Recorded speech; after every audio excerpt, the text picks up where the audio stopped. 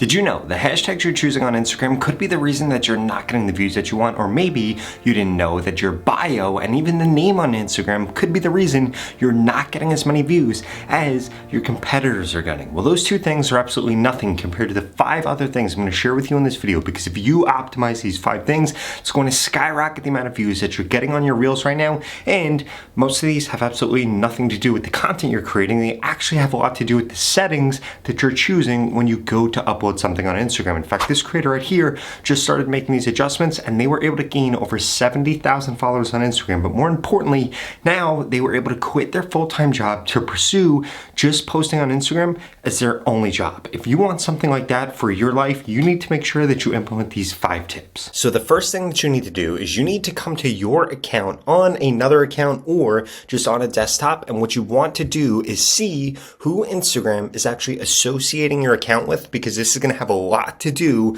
with whether or not you're reaching the right audience on Instagram right now. So the way that you do this, you come over here and click this little person icon. What this is going to show is other suggested accounts based off of your account. So if these right here have nothing to do with the content that you're uploading, have nothing to do with your niche, it means that Instagram is actually classifying your account the wrong way. And the way that you could fix this is you need to go and find 5 or 6 competitors that you do want to show up against. And then what I want you to do is check what their names are and check what it's saying in their bio on Instagram. So for example, we're going to go to the Points Guy, we're going to go to Miles Made Easy, we're going to go to the Credit Brothers and the Points Partner, because again, all these people are associated with Nick, and these are the correct people, which is why his content is doing so well. So if we come into this, what we're going to see is that you're about to become the smartest traveler you know. And Nick uploads content about finance, about traveling, about getting points on your credit card, about fixing your credit. So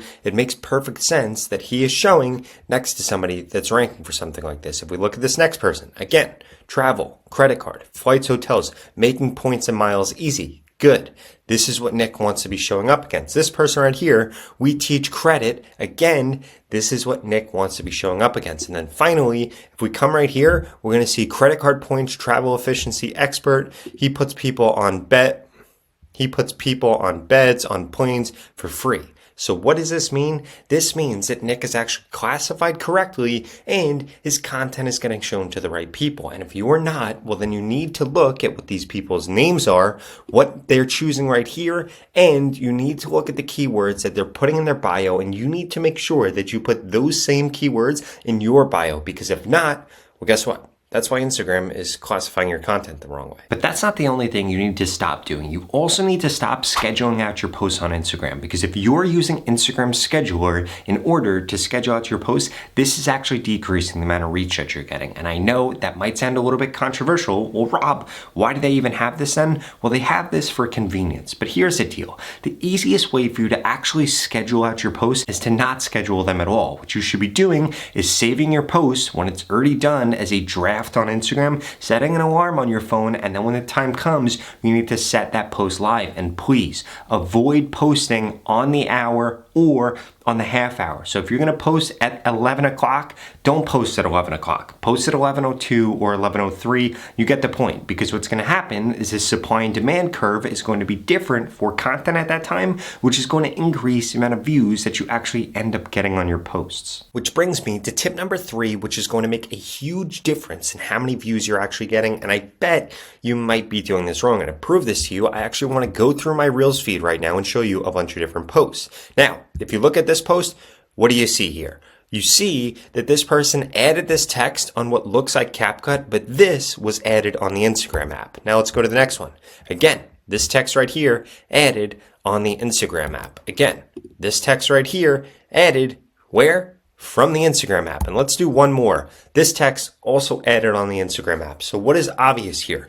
You need to be adding text on the screen from the Instagram app. If you do not do it from the Instagram app, that is why you're not getting views. In addition to that, you need to make sure that you're making that text the right color. Let's go back again. We see black and white here. We're going to go up. Black and white. We're going to go up. Black and white. We're going to go up. Black and white. So what does that tell you? That you should probably be using black and white text within your content. In fact, there are 3 different color texts that work really well right now. Black and white works really good, red works really good, and blue works really good. I would avoid putting out text that is not any of those different colors. The reason being is because Instagram is then going to classify your content as not trending, not on brand, and not something that Instagram wants to end up pushing out. And I know it might sound crazy that the color of your text makes a huge difference, but trust me, it actually does. And it also makes a huge difference if you're not using Instagram's in-house editor to add text. I'm not saying that you can't edit your content on CapCut or you can't edit your content somewhere else. Of course you can, because Instagram's editor is really slow and laggy. But what you do need to make sure that you're doing is adding in that hook text from the Instagram app, because that's going to increase your views. In addition to that, you need to make sure that you're using trending sounds on Instagram. If we look here, using a trending sound. If we look here, using a trending sound. If we look here, using a trending sound. If we look here, again, using a trending sound. So you need to make sure that you're using a trending sound. More importantly, you need to make sure that when you come into that sound,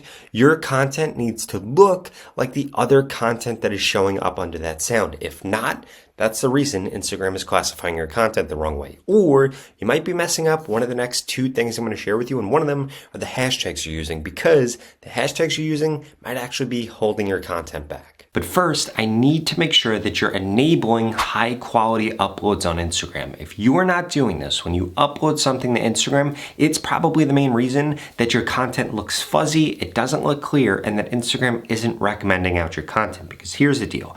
People on Instagram want to see high quality content. And if you're not making high quality content, it's one of the reasons you're not getting pushed on Instagram. And all you have to do is click that simple toggle button when you go to upload something on Instagram. In addition to that, one thing that I have been seeing lately is that content that is shot on a DSLR camera does come out a little bit more clear than content that is shot on an iPhone. If you have the latest iPhone, you shouldn't have an issue so long as you turn on the 4K setting on your iPhone. And no, I'm not saying to run out and buy a camera in order for you to get your next 50 followers on Instagram, but what I am saying is that it might be a smart investment for you to start filming some content on a DSLR if you're able to, or if you're able to get a camera in the future, because it will increase the quality. And we are seeing on Instagram right now that they're pushing out that higher quality content. Now, this brings me to the last and most important thing that you need to make sure that you're doing right, because if you're using banned hashtags on Instagram right now, it's the reason you're not getting views on Instagram Reels when you might see your competitors getting views. Now, here's how you're going to figure this out. You're going to come to metahashtags.com/banned-hashtags. And what you're going to be able to do here